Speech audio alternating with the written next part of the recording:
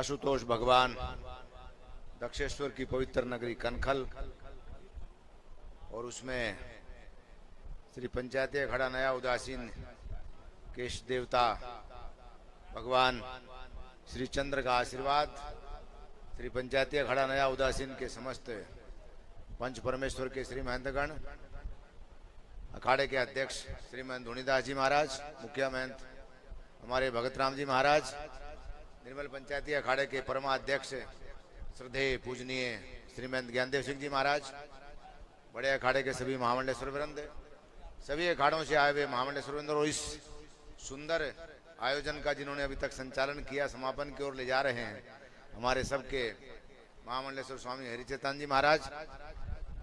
सर्वप्रथम मैं महाराज श्री जी को बहुत बहुत बधाई और शुभकामनाएं देता हूं और एक गौरवशाली परंपरा पर जुड़ने के लिए मैं स्वयं अपने आप को भी गौरवशाली समझता हूं। शायद ये कहना अतिशयोक्ति नहीं होगी कि भारत के साधु समाज से जोड़ने का काम सर्वप्रथम मैंने ही इनसे प्रारंभ किया था। सभी अखाड़ों के प्रतिनिधियों को रायवाला में बुला करके महाराज जी ने सम्मानित किया था।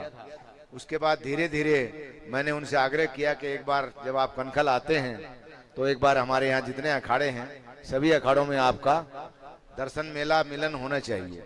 और वो परंपरा आगे बढ़ते बढ़ते आज सबसे ज्यादा खुशी मुझे है, श्री महंत जी ने रात को फोन किया मुझे कि आपके कट्टर मित्र, परम मित्र, जब तक मुझे भी मालूम नहीं था। मैंने कहा ऐसा है, मित्रता का जो संबंध है वो भगवान कृष्ण और सुदामा का उदाहरण दिया जाता है और मित्रता में कोई भी किसी प्रकार का पद, पोस्ट, माया और भौतिक जगत का कोई भी स्थान नहीं है। मित्रता अपने आप में इतनी पवित्र होती है जिसकी जितनी भी कहते हैं व्याख्या की जाए उतना कम है। तो सबसे ज्यादा खुशी मुझे है, जितनी भगत राम जी को शायद उससे डबल खुशी मुझे है। तो ये एक ऐसी परंपरा है, क्योंकि हम लोग परसों जयपुर में एक प्रोग्राम में साथ में ही थे, एक ही जगह हम लोग ठहरे थे। रात को काफी देर हमारी चर्चा हुई और वहाँ मुख्यमंत्री जी का प्रोग्राम था, एक साधुओं का, हमारे बाबा अठयोगी जी भी थे वहाँ, महेंद्र ऋषि जी भी थे, काफी लोग हरिद्वार से गए थे, करौली सरकार तो थे ही वहाँ, पांडवखर वाले भी आए हुए थे, हमारे मेहंदीपुर बालाजी के महंत जी भी थे। यानी एक ऐसा संगम था, उसका समापन आज हरिद्वार में इस विधि से होगा, इसकी मुझे भी आशा नहीं थी। ये माता जी की और महादेव की कृपा है और ये अपने आप में एक ऐसा आयोजन हुआ है, चट मंगनी पट ब्याह। क्योंकि बहुत सी दुनिया में आज यहाँ बादल हो रहे हैं, लेकिन कई प्रकार के बादल और हवाएं चल रही हैं, पता नहीं कब कैसी हवा किधर से आ जाए, किसको उड़ा के कहाँ ले जाए, संकेत में महाराज जी समझ रहे हैं।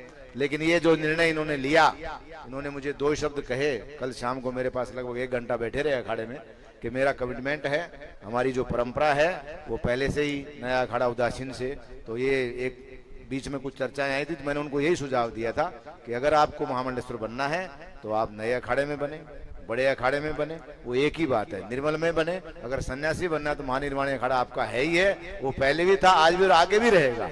वहाँ आप हमारे सभी अखाड़ों के, जो कनखल में 5 अखाड़े हैं, सबके ही महामंडलेश्वर हैं। उसके लिए पुनः एक बार आपको बहुत बहुत बधाई, साधुवाद।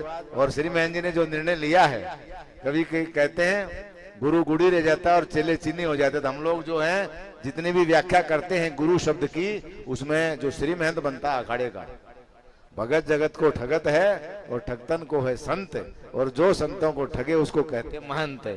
तो महाराज जी ने आज सारे साधु समाज, हमारे श्री महंत ज्ञानदेव सिंह जी महाराज ने कहा कि भनक नहीं लगने दिया। अगर महाराज जी भनक लग जाती तो ये भनक आज जो यहाँ हनक के रूप में पूरी हुई, शायद ये नहीं हो पाती। इसलिए ये जो प्रोग्राम था कभी कभी गोपनीय रखना भी आवश्यक है, क्योंकि महाराज जी का संबंध भारतवर्ष ही नहीं संपूर्ण विश्व में उनका प्रचार प्रसार है। जिस प्रकार से वैदिक परंपरा से तंत्र मंत्र की विधि को उन्होंने प्रचारित किया है, भारत में बहुत से लोग हैं आज जिनके पीछे पब्लिक है, लेकिन मैं स्वयं वहाँ कानपुर गया हूँ, मैंने सारा वो परिसर देखा है।